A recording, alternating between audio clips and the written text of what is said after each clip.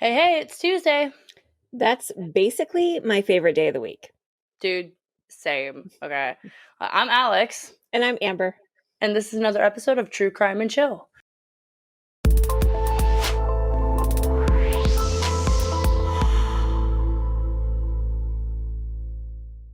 Okay, so Amber, you obviously grew up in the time of like the original Scream movies, right? With like Neve Campbell, Matthew Lillard in his prime, like Nev Campbell? Yes. Nev. Is it Nev? I always It's thought it Nev. was Neve. Yeah. Huh. Yeah, no, those were movies when I think I saw the first Scream movie. I think it was my junior year of high school, but it had been out for a couple of years before that. So it's funny because Skeet Ulrich is in it and everything. And I remember he was on Riverdale. Yeah. Like, he's on Riverdale and stuff, and I remember looking at him like, God, he looks so familiar. And then Scream came on, like, the entire, like, series of, like, Scream movies or whatever came on. I was like, oh my God! Then I was like, oh, wow. Yeah. Okay. So my obsession with him did start younger. Because that man is fine. I mean, Okay. all of the actors in those movies were bigger. I mean, Dude! that's actually where Courtney Cox met David Arquette. Yes! So, and that started that Yeah. whole thing. I mean, they're divorced now, but Which is sad. Like, it makes me sad that they are, but I get it. But, like, and especially you got, like, Matthew Lillard in his prime, like, everybody was, like, not expecting that from him because he's such, like, a comedy god. well, and that's the So thing is what I'm finding more and more as, as I get older, is that some of those comedic actors really have the widest range. Like right? when even Will Ferrell, when he gets serious, like his stuff is like in Stranger Than Fiction, that was so good. And like when Jim Carrey did like The Majestic or The Yeah. Truman Show, like those were so good. So, even though they may be a comedy actor, it doesn't mean they don't have a wider range. Like look at Alan Tudyk, for example. Like his range is just huge. I mean, he's Hey Hey the Chicken in Moana, I and have no he's clue King who Alan Candy. Huh? I mean, I had no clue who Alan Tudyk was, so No, Alan Tudyk is like, I've met him and he was like the most amazing. Like I just had a great conversation with him. He's also in 28 Days with Sandra Bullock. When she's in rehab, he plays the gay German. Um, and he's like in Firefly, and he's in Dollhouse, and just all these amazing. I just love Alan Tudyk is like one of my favorites. So, and he's doing a great series now about an alien who crashed on Earth, and it's funny. So anyway, just because they're comedic doesn't mean they don't have a wide range. Is where I was going with that. Okay, so circling back to the point of why Yeah. I brought up Scream, though. Yes. Okay, circling back to the point.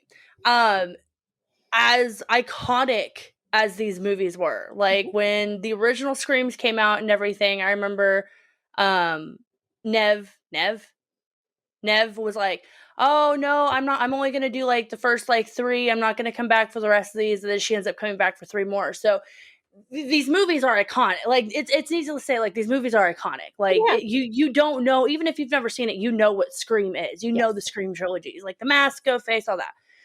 So did you know that like there was a case that we're actually doing that is the topic of this week's case that was inspired by the movie and not in a good way? So, in fact, after the transcripts came out about the death and the planning, a lot of parents actually wanted Scream to kind of be banned, essentially, and kind of like how they do with video games, which was normal. But this week's case is all about the murder of Cassie Jo Stoddard. Well, let's get to it.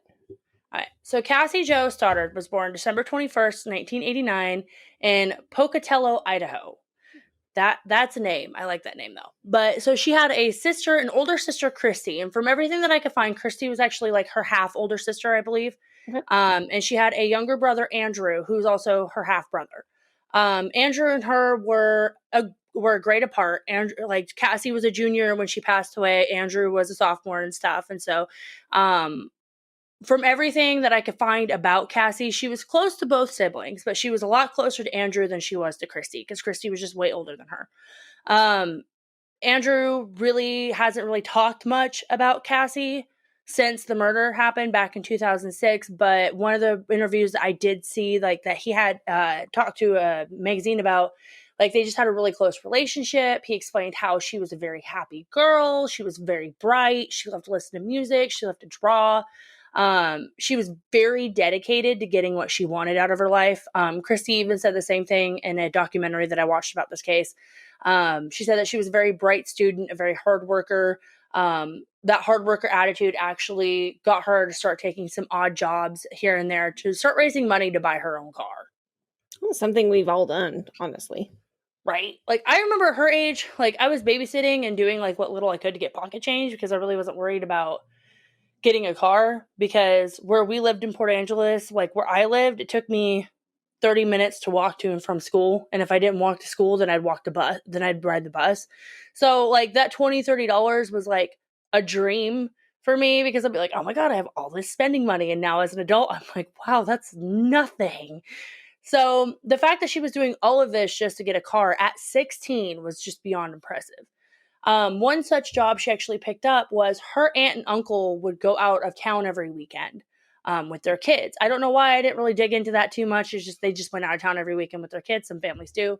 Um, and while they were gone, they had pets. They had, I think it was 2 dogs and a cat that Cassie had agreed to watch for the entire weekend while they were gone. So they lived in a pretty secluded area in Whispering Cliffs in a very old house. It's very, I think the nearest neighbor was like a mile and a half away, or like a half a mile away. Like they weren't close, essentially. So Cassie's mom obviously worried about her being out there all by herself and alone and stuff. But Cassie was like 16 and she should really be old enough to be outside. Well, not outside, but like out somewhere by herself overnight as long as she's safe. Plus, it was a 15-minute drive from Cassie's house to her aunt and uncle's house. So, I mean, even though cell phone service was kind of crap out there back then, she did still have a landline. She had ways to contact her mom, like stuff like that. Right. Well, and I would occasionally house sit. So my godparents would go out of the country for like a month or two because they have a tour company essentially. And so they'd plan a big tour once a year.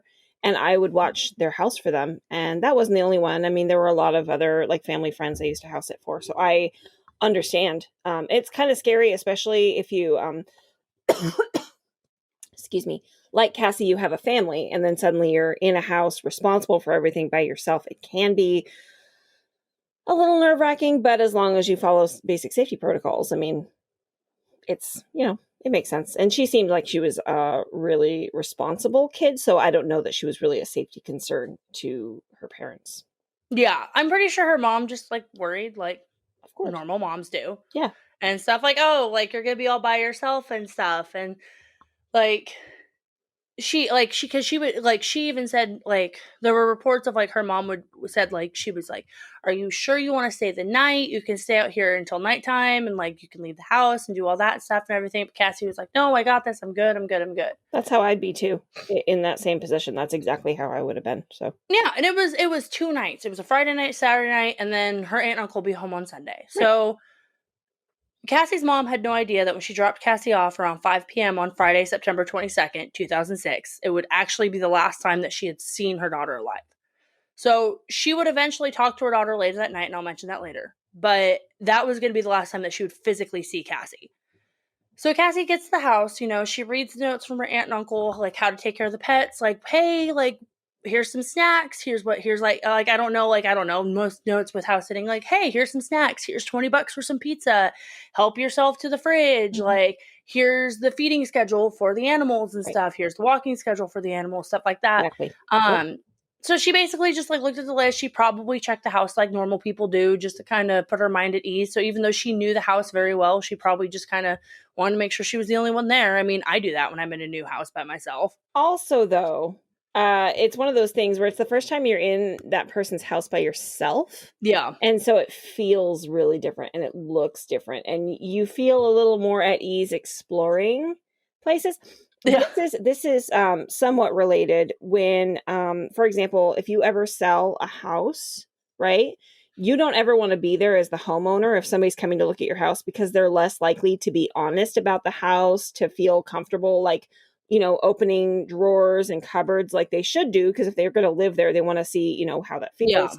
Yeah. And if the homeowner is there, they're less comfortable doing those things. So same kind of thing, like if you're house sitting, it's a good idea to kind of go through the house with nobody else there because you have a lot more of that freedom. Yeah. And also to get a better feel for what it feels like to be there by yourself. So Yeah, exactly. So she basically just kind of looked around, probably made herself at home, probably did some homework.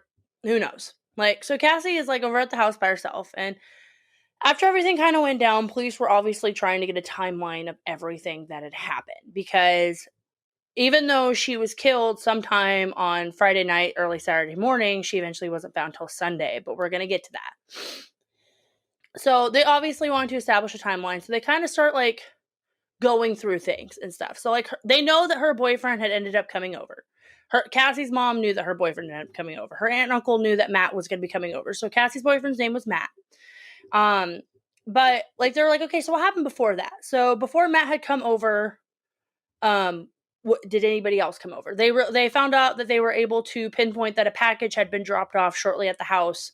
Shortly after she had arrived. So she had signed for the package from the mail carrier and everything. She brought the package inside. Shortly after that, Matthew had actually shown up, and they just hung out.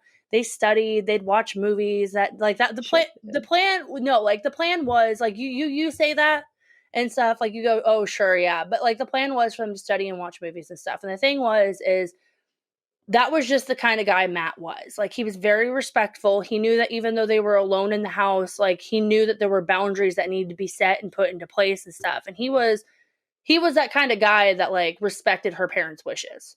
And that was the biggest thing that they had with. That was the biggest reason why they liked him and stuff. And, like, from all the interviews that I could find, her parents were always like, we never thought at any time Matt had anything to do with Cassie's death. We never thought that he was hiding anything from the police. They really just talked about how sweet he was, how much he loved Cassie, how much he adored the time that he was with her. Like, he always just spent time with her, even if they were just hanging out doing nothing.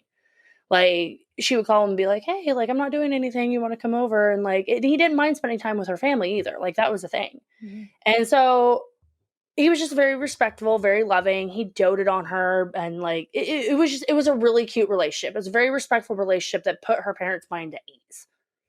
It sounds like a really wholesome high school relationship. Yeah, and I mean it was cute, and everybody said the same thing. Like, because Cassie was very much from what everybody could say, like Cassie was very much a helper, I guess would be the word for it. Like, she didn't really have any enemies. She didn't really like making people feel left out, even if it made her uncomfortable. So like if she met somebody and they made her uncomfortable, she always tried not to show that they made her uncomfortable, because she never wanted them to feel like they needed to be uncomfortable that they were there and stuff. And everybody was like, Cassie, like somebody, like one of the articles that said that Cassie had never met a stranger. And I was like, okay, I get that. Because we all knew girls like that in high school. We all knew girls like that in high school. Like, she was a really popular line with the cases that we seem to cover a lot. It is, but digging into like Cassie's, like actually digging into her past and stuff and seeing some of the stuff, like you'll see it in the video that we'll show later and stuff where he's filming her and stuff. You'll see that she's kind of like not necessarily blowing him off in the normal way. She's still kind of giving him that attention in the video, but also you can tell that she's very uncomfortable with it. But she's not going to say anything because she never wanted anybody else to feel uncomfortable as well. Mm-hmm.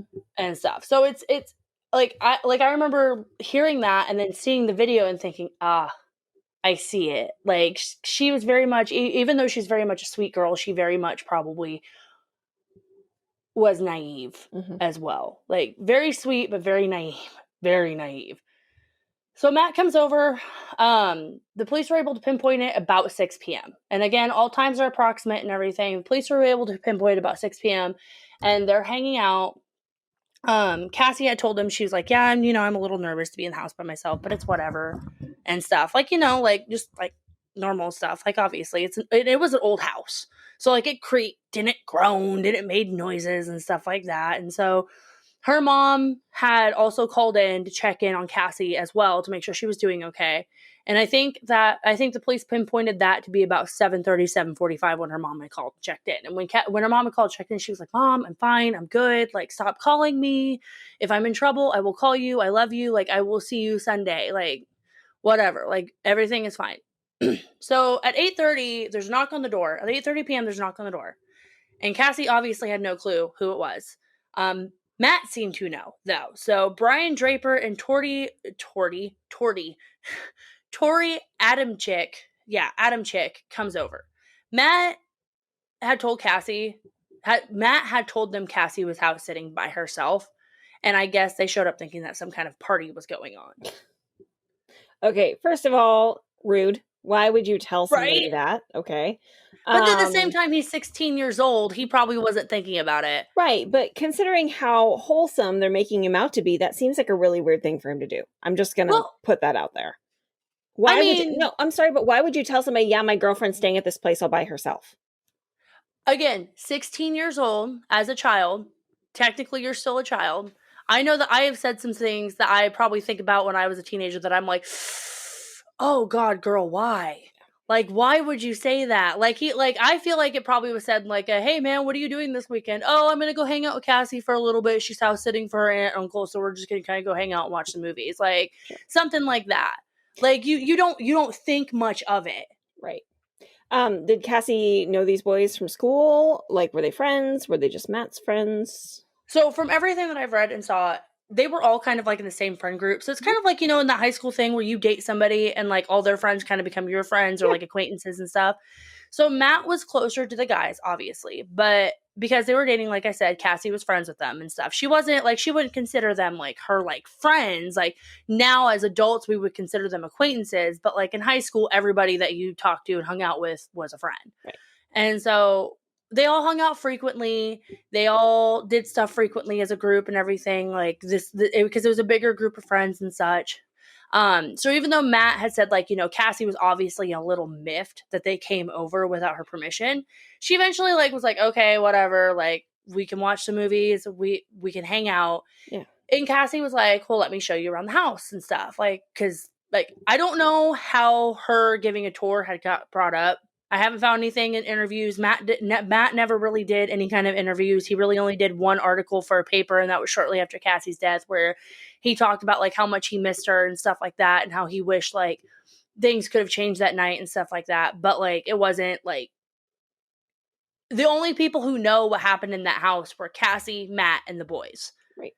And so I don't know how it got brought up to, oh, hey, let's do a tour. But like, Cassie probably was like, hey, like, I'll show you guys around. Like, here's the kitchen, here's the upstairs, like, here's the downstairs. So somehow it ended up with them in the basement and stuff. And Cassie showed them. They all went upstairs and sat down and watched the movie. Now Tori is the quieter of the two, with Brian being more outgoing. Mm-hmm. So you can definitely see the power dynamic forming with that, because they hung out all the time by themselves at school as well. So interesting thing I learned, I think my 8th grade teacher taught this to me, and it's something that's stuck with me for a really long time. But with females, when they walk into a room, they see groups of people, right? They see the cliques. Like, this is this group of friends, this is this group of friends, this is this group of friends. Men, on the other hand, when they walk in, they see a tiered approach. Like, this is the alpha male, this is the beta male, so on and so forth. And that happens every time they walk into a group situation. Any time period. That's just how their psychology works. So even if they don't mean to do it. It's natural. It's what our psychology does with our hormones. It's just how it works. So it makes sense that with a group of friends like this, like Cassie sees it as, this is my group of friends. Meanwhile, you've got Brian being alpha male, probably followed by Matt, followed probably by Tori. Yeah. And then that's what everybody says. Like, Brian and Tori were like joined at the hip. Like, they were always together. They were best friends and everything. Yeah. They were huge movie, like they were huge movie buffs. Argue. Yeah. But like, they were huge movie buffs and everything. Like, they were always talking about their favorite horror movies, stuff like that and everything. So it's like, like I said, you can see the power dynamic right there and everything already. So, like I said, nobody really had any issues with them around school either. Like, everybody was like, oh yeah, they're there. They were social. They weren't really popular, but they hung out with everybody and stuff. They were kind of like that group that like wasn't the popular group, but like they still blended in with all the other groups and stuff. So there were really no disciplinary issues with the teachers and stuff. Like, going back, like, cops interviewed their teachers, their friends, everybody. Like, even teachers were like, yeah, like, we would have to get on them about talking together in class or like maybe skipping class, but there were really no like actual disciplinary issues. So nothing that you would normally see leading up to something like this. Mm-hmm. Nothing that you would normally see. So all 4 kids ended up just being like, okay, you know what? Let's go back upstairs. Let's watch a movie. And for some reason, it's just horror movies were like the thing now. I don't get why people, like, I love horror movies. I do. But if I'm alone in a house by myself and I'm going to be alone for the rest of the night by myself, I'm not going to watch a freaking horror movie. So they go upstairs and they watch a horror movie. They just hang out. One of the movies was like Kill Bill Volume 2, I think it was. That's not a horror movie. Yeah, but like but like Cassie and Matt had been watching a horror movie before they had shown up, and then they put in Kill Bill, and then they were probably going to watch another one. But the boys were like irritated, and when I mean the boys, I mean Tori and Tori and Brian were irritated that like, you know, they weren't doing anything. They're like, why are we over here if there's not going to be a party? Blah blah blah. Right. If we're gonna like go watch a movie, why don't we go watch a movie in the theater and stuff? And so finally they were like, okay, well we're just gonna go because we want to go watch a movie in the theater and like Slasher 4 is playing or something. And so they end up leaving halfway before the film. And Matt and Cassie just didn't like really bat an eye about it. They're like, oh, okay, bye. And so they left about 9:30 p.m. 2 hours later, around 11:30, Cassie and Matt were continuing to watch the movies when the power goes out. Was there like a storm or something? No. There was perfect weather outside, and it was only their house. Like, Matt had gotten up and checked the windows and was like, that's weird. So Matt was going to go downstairs and check on the fuse box because he figured a fuse blew.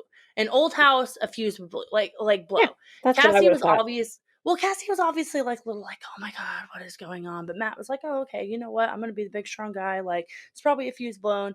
And before he could even go down to the basement, the lights had turned back on.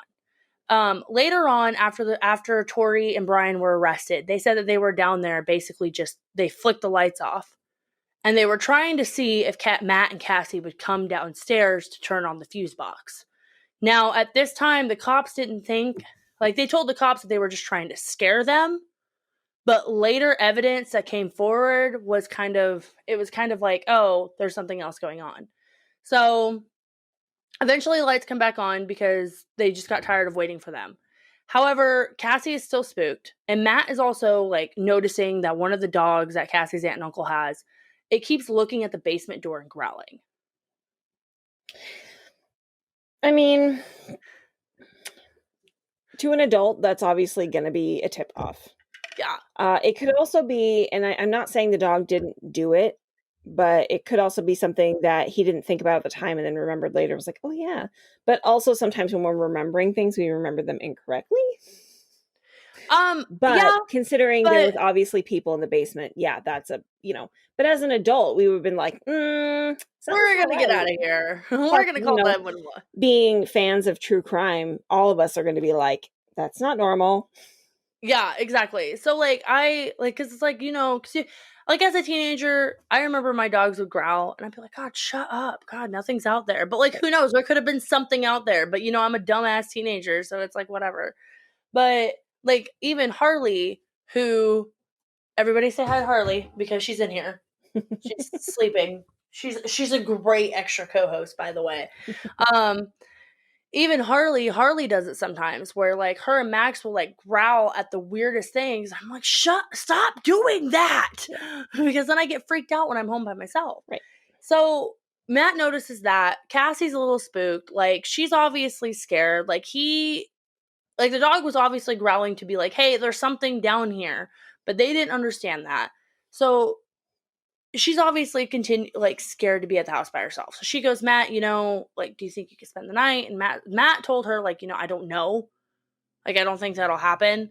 So when his mother shows up, he goes and he asks her and he's like, hey, this is what's going on. Cassie is really freaked out about this. And she's like, no. Like, she didn't, like, in one of the docs I saw, she was like, no. You guys are too young for that. However, Cassie can come over to our house, spend the night, and I can take her back in the morning. And so Matt goes back and tells her, and it's like, hey, my mom said no to this, but she said yes to this. And Cassie was like, you know, I really want to stay here. I really want to prove to my mom and my aunt and uncle that I can stay here and that I can be trusted to stay here all night. Like, I made them a promise. I want to keep it, which is super, like, awesome for her. She's sticking her ground. He tried to convince her. She was super stubborn about not wanting to go and everything. Like, She she stood wanted her to ground. prove I'm very, herself. yeah, Makes sense. I would have done the same thing. yeah, and it's like I know people like look at it and be like, oh, well, I would have gone. It's like, yes, you say that now in the moment. Yeah. But we've all been 16. We've all seeked the approval of adults. We've all wanted to prove that we are an adult at 16. Like, she probably felt that if she had gone to Matt's house that night, she was going to have to stay another night in the house anyways. So it was just, she might as well just get it done and over with. So Matt was like, you know what? Okay, if you're okay with staying here, like, she was like, I'm good. Like, I'll call you in the morning and stuff. So around 11 p.m., Matt leaves the house for the night, leaving Cassie alone. And that was the last time that Matt would ever see Cassie alive. Mm-hmm. Like, that was the last time Matt would actually talk to her. Right. And stuff. So. And knowing now what we know, that Cassie is about to meet her end, unfortunately, I honestly can't imagine being in Matt's shoes or his mother's shoes when this came out. However, I mean, Right. On the other hand, it's like, how are they supposed to know? And I mean, I'm sure they beat themselves up for a long time about it, but this was Cassie's choice. They gave her an alternative. She could have taken it, and she chose not to. Well, and like, how often do you think something happens like this in that town? Never. It's probably never happened. Or if it does, it's been like a decade or so. Right. But like that was the first thing that popped into my mind when I first learned about this case. Like, I think I learned about this case like 2 or 3 years ago, but this is the first thing that popped in my mind was, can you imagine being, he's like, not only like being Matt, who just lost his girlfriend, but could you imagine to his friends, but could you imagine being his mother, who was like, because I feel like her emotions were probably a mixture of like horrified, because like she could have forced she probably could have done more to convince Cassie to come with them, but also relief because Matt could have been in the house at the time as well. But then at the same time, do you really think the boys would have attacked Cassie if Matt was there? Because I feel like Matt would have tried to overpower them. So it's just kind of like way worse if he had been there, to be honest. Yeah, so it's just kind of like a thing of like, nobody knew this was going to happen. Yeah. So Matt and his mom. So it's like there's no way to know. So Matt and his mom leave, and this happened. And I feel, like I said, I feel for them as much as I feel for Cassie's family. Like, this is a huge thing. So Cassie ends up getting dressed in her PJs, heads downstairs to go to the couch, because that's where she was going to sleep. She's going to sleep on the couch and everything, because it's just easier for her. But what she doesn't know is that she and Matt weren't alone in the house at the time. Tori and Brian, when they were getting a tour of the house, when they went down to the basement, Brian had unlocked the door in the basement. So like, there was a door. So like, the way the house is built, there was like a door in the basement that led to the outside. Yeah. And when they were walking around the basement, Brian had unlocked because it was just a regular like handle with like a lock. It wasn't like a deadbolt and all that stuff. So Brian had unlocked the lock, and she didn't know. Right. And stuff. So this was extremely premeditated. Oh yeah. And that's what people will realize later, because Brian and Tori tried to be like, oh no, this wasn't premeditated. But we'll get to that. So they unlocked the lock and everything, and they had left. When they left at 9:30, they left, they got dressed, and they came back to the house, and they were screwing with Matt and Cassie. Right. So when Matt left, they heard him leave the house and stuff. So they knew that Cassie was for sure by herself in that house. It was just, so they were literally just chilling in the basement, like waiting for her. Right. Which we had already kind of discussed, because you talked about how they turned the lights off. So yeah. Right. But yeah, so they were just, they wanted to like, their whole thing was, oh, we were just trying to scare them. Mm-hmm. Oh, we were just trying to scare them. Mm-hmm. There's other ways to scare them. Yeah. When they eventually were arrested, like I said, they wanted to scare the teens. But their actions and later video evidence proved otherwise. Like, actual video evidence proved that they weren't just out to scare them. Right. Which is, I mean, anybody who knows this case knows that this video evidence is there. And if you don't, there's video evidence. Yeah. And it's terrible. Yeah. It's bad. It doesn't show the actual murder, thank God, but it does show the events leading up to it, right before and right after. So back to that night, Cassie is getting ready for bed on the couch. I have gotten different stories from different places, but a few articles say that Matt had actually called Tori to ask if they had wanted to hang out later, like either later that night or later the next day and everything, just like trying to get plans. And like he could barely hear Tori. And Tori had either said that it was because they were in a theater or Matt had assumed it was they were in a theater, but it was never specified. What's interesting though is this is 2006 and cell phones were just starting to become a little more popular. So it's a little surprising that, you know, he would have a cell phone on him like this. You know I what I had a cell mean? phone.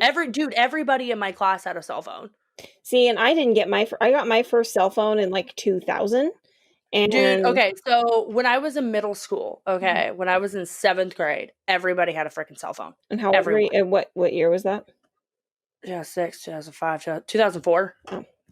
time frame. So, yeah, so by 2006, it's not surprising that everybody had a cell phone. I guess It is surprising, however, that the service sucked everywhere. But especially if they were in like say the basement of a house in Pocatello, yeah. Idaho. So Matt thought that Tori and Brian were at the movie theaters, and that's what Tori had said. Right. So he didn't really think anything of it. But really it's because he was hiding in the basement of the house that Cassie was in. Exactly. Right. So as Cassie's like sitting there watching TV, she obviously proceeds to fall asleep. Like she's passed out on the couch and stuff, and the boys turn the lights off in the house again. Then they turn them back on. Then they turn them back off. Basically, they were just screwing with her at this point. So they had assumed that she would come down and check the circuit breaker herself, but she didn't. I wouldn't. I'd be like calling my mom, like the power keeps going out. Is something going on that I don't know about? But Yeah, that's me. So, I mean, I wouldn't either. To be fair, I would have just left. Like, oh, the nearest neighbor's half a mile down the road. Looks like I'm walking. I would have called my mom, been like, "Can you come pick me up? The power keeps going out, and it's making me uncomfortable." Well, the issue is the service out there sucked. Mhm. Like, it sucked. Like, Yeah. Matt even said that his mom had tried to call him a few times before she had shown up to get him, but he never had any missed calls. So even if she had tried to call her mom on her phone, it probably wouldn't have gone through. And with the power going off and on, she probably couldn't use the landline because she didn't know if the landline was going to get shut off. She may not have known, but in reality, your phone will still continue to work because it gets power from the phone line, not from the electricity. No. Well, see, I didn't know that. So, plus that probably wasn't on her mind to do. Probably not. No. I agree. So instead of waiting any longer, the boys, armed with a hunting knife and a dagger that were actually bought by a 17-year-old friend who had no idea, who when interviewed had no idea that they were, that's what they were for. So eventually made their way. A lot of time in Idaho. I'm actually asking you, have you spent a lot of time in Idaho? No. Yeah, it would not be normal. It's not abnormal for anybody to be carrying around a knife there because there's, wildlife, there's farming, there's. Yeah, that's true. So the boys make their way up to their stairs into the main house. Brian said that he had opened a door and slammed it to scare Cassie, who was still technically on the couch. Shortly after that, they attacked her. Brian and Tori then stabbed Cassie 30 times, with 12 of them being fatal. 30 times with 12 of them being fatal. That's hatred. Well, and like I mentioned before, they weren't their knives. And like you said, but like they got them from a pawn shop by a 17-year-old friend. So this was planned. Like they made sure to get these knives from somewhere that wouldn't be traced back to them. Right. 2, it's one thing if they went up and just stabbed her like 1 or 2 times and just called it a day, but 30 times that's like over 20 times. That's like almost 20 times each person. Truthfully, you don't want to know what this sounds like to me. This sounds like Brian really liked her. And hated that Matt was with her. And so this was a, if I can't have you, and I'm angry that you chose somebody else over me. See, I gotta disagree with you there because later on, and we're going to talk about this, Brian kind of explains why he wants to do this. And especially in the video, it explains why he wants to do this. It's not because he liked Cassie. It's not because he was in love with her. It's not because he was mad she was with somebody else. It's because he wanted to be famous. Ugh, gross. He wanted to be famous. He wanted to be remembered. But we will get to that. We will get to that. So again, Sunday morning rolls around, okay? And her aunt and uncle arrived back in town at the house around the time that they were supposed to in the first place. Yeah. Her cousin Kelsey is the first one that actually walks up to the door. She notices that the front door was kind of ajar. Not enough to where if you're driving from the road, you can see it, but definitely enough to where if you're in front of it, you can see it. She notices that it was unlocked. She had told her mom, like, hey, the front door's ajar. Like, this is what's going on. So she walked into the house. She didn't see Cassie right away because the way the house was set up, you walk in, there's the entrance to the living room right here, and then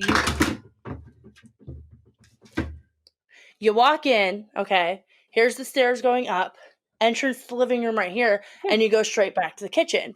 Now, if you're like me, you go to the kitchen, you put your stuff down on the counter, you come back out, you do all that stuff and everything. Like, if you have mail in your hand, you stand it down.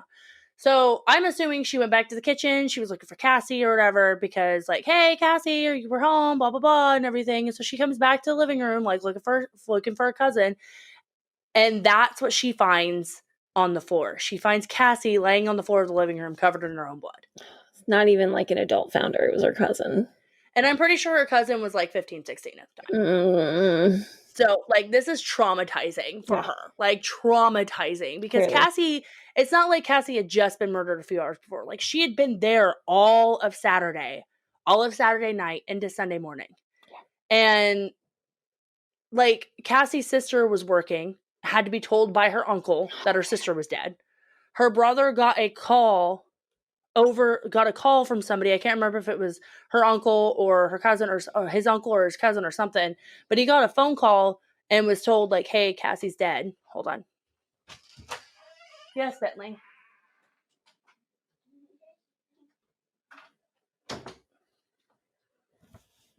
B, you need to get out, bud. Yes. Hey. Come here. Come on, Bert. You want a treat? Yeah. Okay. Yeah. Go with Daddy and get a cookie, okay? Let's go. Go get a cookie.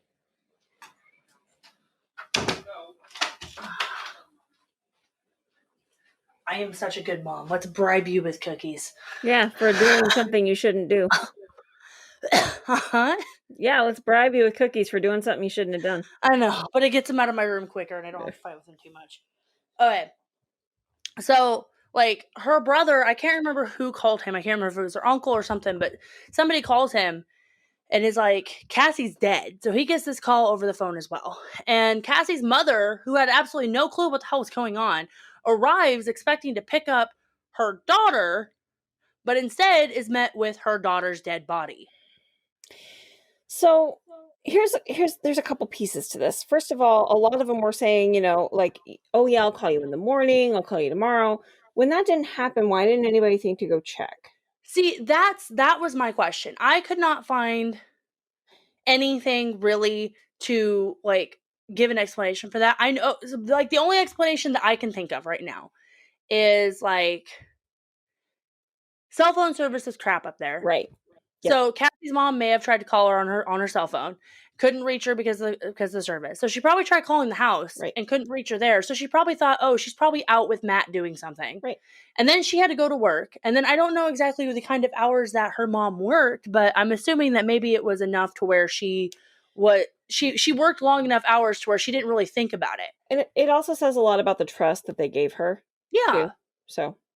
Yeah, like, they weren't, like, they were like, you know what, we trust her. Going a day without hearing from her, especially, like, if she's doing something or whatever, wasn't an abnormal thing. Right. Matt, I'm assuming, had things to do that day, and it just probably slipped his mind. He probably had shot Cassie a message a few times. Yeah. But he probably also didn't know the number to her aunt and uncle's house, so he probably just didn't try calling there. Right. So it probably wasn't a concerning thing when she didn't message back. No. But at the same time, like, me as a friend, like, if you and I will go days without texting each other sometimes. Not anymore because of the podcast, but before that, we would go days without texting each other sometimes. And I do that with all my friends. And then all of a sudden, like, I'll disappear for a week and pop back up on a Friday being like, hey, what are you up to? Right. Like, so it's a which is really scary because if I ever die, my friend, you guys are never really going to know until later. But, like, it's not an uncommon thing, but at the same time, it kind of makes me, like, go, okay, so obviously they wouldn't have been able to save her. So even if they did find her at the beginning, even if they did call and like, oh, we're worried and go up there Saturday morning, they weren't going to be able to do anything to save her because 12 of those 30 wounds were fatal. Oh, right. No, not just that, but she at least could have been discovered sooner. Yeah. So instead of her sitting there for an entire day by herself and being discovered by her teenage cousin. Yeah. To me, I'm like, great. Well, now it's like soaked into the wood and the smell and the decomposition. It was really hard, obviously, for the family to live in that house after that. Like, after the crime scene was picked up, after the living room was put back together, all that stuff or whatever. And it was really hard for the house to sell because in Idaho, you have to disclose if a murder happens in that house. If a murder or a death happens. Most states. Fun fact, it's less than 30 states you have to do that in. That's still more than half. But still, that's concerning. That is concerning. I know. Like, that is concerning. Like, the fact that, like, nobody has to really tell you in some states that, oh, hey, yeah, a murder happened here. Like, California, Hollywood, I can kind of see it because old Hollywood, a murder probably happened in just about every single one of those houses. But, yeah, so it was really hard for the family to obviously live in that house, and they ended up trying to sell it and stuff, and it was just really hard for them to sell it because Pocatello was a very small town, and everybody knew what happened in the house. And obviously, nobody wanted to buy it. There's a house 2 blocks from here that I still can't drive past. Oh yeah. And that happened when I was in middle school when that happened. So. Oh yeah. Like then there's places. Yeah. Like yeah. So obviously the police were like, "Hey, we need to figure this out. It's a teenage girl who was stabbed to death in a very secluded neighborhood. No, there was no apparent signs of rape. There was no signs of robbery. There was no breaking and entering. It was literally, she was just stabbed and left there. So they started looking into the last people who saw Cassie. They determined that, oh, excuse me, sorry. We gotta pick it up. I'm going. Time here. Yeah, I'm going. We're almost done anyways. I know. So they determined that she had died actually around or on 11:30 p.m. Friday night. So somewhere around that time, she had actually she passed away. She was murdered, and from there they were able to kind of like figure out like, okay, Matt was over there, and so they went over to talk to Matt, and they were the ones who actually, like, the lead detective was actually the one who broke the news about Cassie to Matt, and they were able to talk to him, get information about what happened that night, like kind of times that he was over there, what they did, like what they were doing. Matt ended up telling him that, yeah, Cassie was a little nervous because like there were just random power outages and we just didn't know what was going on. He was also like, yeah, Tori and Brian had come over that night and stuff and hung out for a little bit, but they left halfway through the movie around 9:30. He was giving a recap to the night, and the detective really had no reason not to trust Matt except for the fact that he was just like, he was puzzled because Matt really lacked any emotion about finding out that Cassie was dead. Well, this is something we've discussed multiple times, that people handle news like this in totally different ways. And truthfully, he probably was in shock and wanting to help them as much as possible because he probably wanted answers just as much as they did, if not more. Yeah. Like I said, when my mom died, I was basically normal for like a week once the initial news wore off. Like, I was going to a job interview, I was planning things, I was doing great, and even for a while after, like, I was. Why do you think I insisted I go with you when you went to go pick up her ashes? I mean, yeah, I didn't just ask you. I flat out told you I was going, and then told my boss I'm taking tomorrow off because I'm going with her for this. And she was like, yeah, somebody needs to go with her. And I was like, right, she thinks she's gonna go by herself. I know better. She thinks she's gonna do this by herself. Yeah, no. So like when I heard that, like when I heard he was in shock, I was like, because boy's in shock. Like, he just found out his girlfriend is dead. Yeah, and he was one of the last people to see her. Stabbed to death. Like, not just dead, but like stabbed to death and stuff. Murdered. So it's like, it's a huge, like, it's a shock thing. Like, your body and your brain, they start doing things to protect you from those emotions because sometimes it can be too much. Yeah. But again, it was really weird to the detective just because, like, you know, being a hormonal teenager, you would think that they would show a little bit more emotion. However, once Matt had told the detective about Tori and Brian, he was really interested in talking to them as well. I would be too. When they interviewed the boys, Tori and Brian both said that, there was supposed to be a party. No one showed up. They watched movies. They ended up leaving, go watch a movie at a movie theater, and that was it. So at first, police were like, so alibis were basically all the same. They all kind of like linked up. So at first, police were looking at all three boys, Matt included, and stuff, for a good reason. I would. Yeah, for a good reason, because usually when something like this happens and they're teenagers, it could be somebody close to them. Yeah, do we need to go through the list? Yeah, right. So they even gave Matt a polygraph test, and his parents had approved it, and Matt was like, okay, yeah, no, I want to do this. And he passed with flying colors. Of course he did. So as soon as he passed with flying colors, they honestly really thought that Matt had nothing to do with it. They came to the conclusion that he was just in shock, like all this other stuff. So they really started focusing in on Tori and Brian, because they felt like even though their alibis were there, their stories were kind of off. So they started asking him, like, oh, like, what did you do that night exactly? Oh, we went over to Cassie's house. We watched Kill Bill Volume 2 for a little bit. Then we left halfway through. We wanted to go see a movie. What'd you go see? Well, we went to go see Slasher 4. Oh, Slasher 4. Like, what kind of movie is that? It's a horror movie. Like, okay, who's in it? Oh, I don't really know who's in it. Okay, what is it about? Oh, I can't really remember the plot. So for self-proclaimed movie addicts, including horror movie addicts, they couldn't really tell the officers anything about the movie that was playing that night. They couldn't tell them who was in it. They couldn't tell them, like, what it was about. Like, even, like, I'm sorry, but, like, they probably could have gotten away with all of this if they had just Wikipedia'd the movie. Or gone to see it on, I don't know, Saturday. Yeah, exactly. But also, though, if they're that big of movie buffs, they keep movie ticket stubs, and the police could have asked for that. Yeah, probably, exactly. So the officers were like, that's weird. That's suspicious.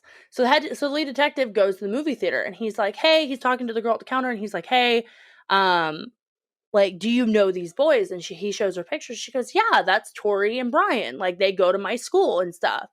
And because, like, again, small town, everybody knew everybody. They're like, yeah, that's Tori and Brian. They go to my school. And he goes, oh, really? She goes, yeah, they're in here all the time. And he was like, were they in here Friday? She's like, they're in here all the time except for Friday. I should know. I was the one handing out tickets that night. And I was here from open to close. And they never came in. And he goes, are you sure? And she goes, yeah, he was there. What are you doing? Don't be suspicious. Oh. I was like, did her mic cut out? No, I'm just singing. But myself. But, like, she said that, like, they had been there earlier in the week, but, like, they weren't there Friday night. So that's when the officer was like, okay, something is obviously going on. This is totally blowing their entire alibi. So on September 27th, 2006, the police arrest Tori and Brian for first-degree murder and conspiracy to commit murder, okay? During the interviews, it was basically like they went in to play the blame game. Brian said Tori did the killing and the planning and all that stuff. Tori said Brian did the killing and the planning and all that stuff. When it eventually came out, Tori said, like, oh yeah, Brian stabbed Cassie. Like, Brian stabbed Cassie, and Brian was like, Tori stabbed Cassie, and, like, it was Tori's idea. It was Brian's idea. It was literally the blame game. Yeah, self-preservation. Yeah. So, however, Brian eventually came forward and was like, look, I stabbed Cassie, but it was under the command of Tori, which really kind of shocked the police because Brian seemed like the one that was in charge. Like the alpha male. Exactly. And actually, he ends up leading the police to the place in Black Rock Canyon where they hid all of their stuff. Just because he said that doesn't make it true. Yeah. Yeah, like, he can say, oh yeah, no, I totally did this because he said it. But the fact that he was like, oh, I'm going to show you where we buried our stuff. Right. Also is kind of like a red flag to me right now, because I'm like, because, like, to me, it seems like if I give you the most information, you guys are going to give me the better deal. Mm-hmm. And the fact that he was so willing after a second to be like, I'll take you to where we buried our stuff. Yeah. Shows me that he knew that if he got caught, he was going to blame it on Brian in the first place. He was going to blame it on Tori in the first place. It sounds like he was trying to have the upper hand. So yeah, and you can't really know who did what. No. Because again, none of this was filmed. Neither of them are going to be truthful. You don't know. You don't know. Right. So during the trial, Brian said that he was inspired by the Columbine shooters. So that's fun. And Tori said that he was inspired by Scream. both boys said that they wanted to be famous. They wanted to be bigger than any of the most famous serial killers. They wanted to have their names out there. They wanted people to look back and be like, this is Brian and Tori. This is what they did. They wanted to be on the level of the Columbine shooters, essentially. So when people thought back to this, they associated Brian and Tori. It was also during the trial. It was also during the trial that people found out that the boys had basically filmed everything and that they had buried the tape with the clothes that they wore that night. So when Tori had brought the police to the dump site, Tori or Brian? Brian, sorry. So when Brian had brought the police to the dump site, the police find the tape, and the lead detective's like, "What is on this tape? Like, Dun, what dun, is on this tape?" dun. Like, Brian was just like, Brian never really said what was on the tape. So the police went into this thinking, we're going to see a murder happen on this tape. We are going to see a murder happen. Thankfully, they filmed everything but the murder. Thank God. So, because it's already bad enough that all this is out there. Right. So the planning, the choosing of the victims, the aftermath of the murder, it's all on video. Some of the videos of the planning are released to the public, as well as some videos of Cassie being shown of Cassie the day of the actual killing, as well as audio transcripts of the aftermath. The one that we're going to show you is really the only video that I can find of the aftermath, and it also includes some of their planning. However, all of the police officers say that there was no video of the murder, but some people think that there was, and obviously they don't want it getting out for good reasons. The planning video and the aftermath video will both be on our website, truecrimeandchill.com. Thank you to Sir John Tones on TikTok for these. They are another true crime TikTok that I follow and stuff. But Amber, just like look and listen to this. Have you seen Tori? He's supposed to be here at 7:30, and it's 8:19. He's an hour late. You don't even care, do you? Okay. September 22nd, 2006. We're skipping our fourth hour. We're not even plan right now. I'm telling Cassie's family, but she had to be number one. We have to stick with the plan. And she's perfect, so she's gonna die. Yeah. Yeah, like that was my exact face when I saw these and stuff. And that was, like, if you notice the date, that was the day that Cassie died. So, like, they filmed, like, part of her last moments at school and stuff. But you can kind of see, like, her body language. Like, she's kind of giving him the time of the day without, like, full-on ignoring him. But she is kind of trying to show, like, hey, I really don't want to talk to you right now and stuff like that. I'm busy. Yeah, and, like, I'm busy. Leave me alone, please, and stuff.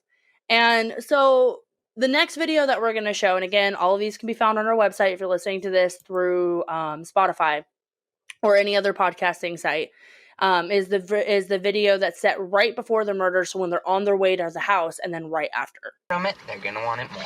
We found our victim, and sad as it may be, she's our friend. But you know what? We all have to make sacrifices.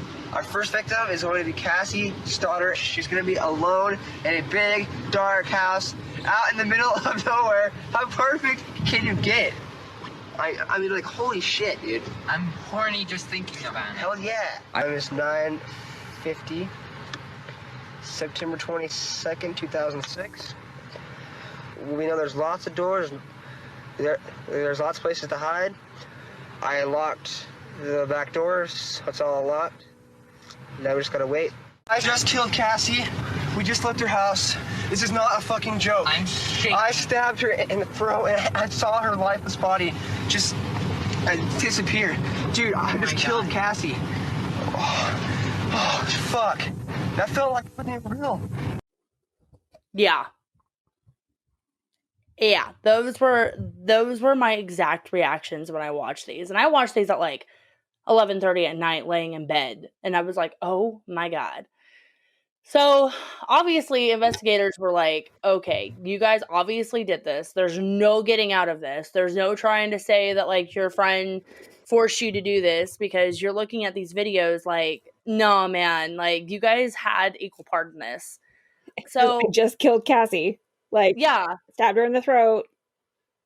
Yeah, and you saw the subtitles. You saw who was talking. But like I said, investigators, from what they could get from the boys, even the murder wasn't filmed.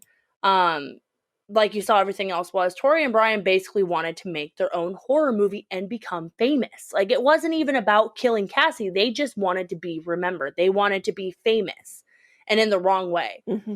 And this was just, like, obviously, this is just the worst thing Cassie's family and friends know about, because I am not certain that they knew about it during the investigation. I'm pretty sure, like, Cassie's family was told before trial that, hey, there is this videotape, and I'm pretty sure I'm assuming that Cassie's family watched it, but I'm also assuming that Cassie's family was in the courtroom when the videos were shown, and even though the murder wasn't shown on camera, it was still implied because of what happened afterwards. And the worst part is, as you heard in the video, she wasn't their only intended victim. No.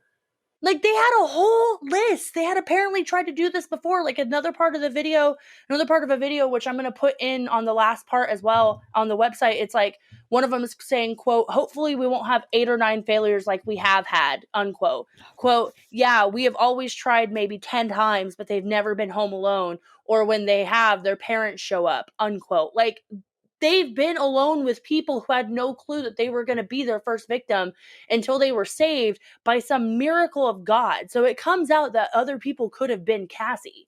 And it's like, could you imagine being these students at this time, like, who were friends with these people, who hung out with these people, who, like, invited these people places? Yeah. And you find out that you could have been part of their list, because the list was never released.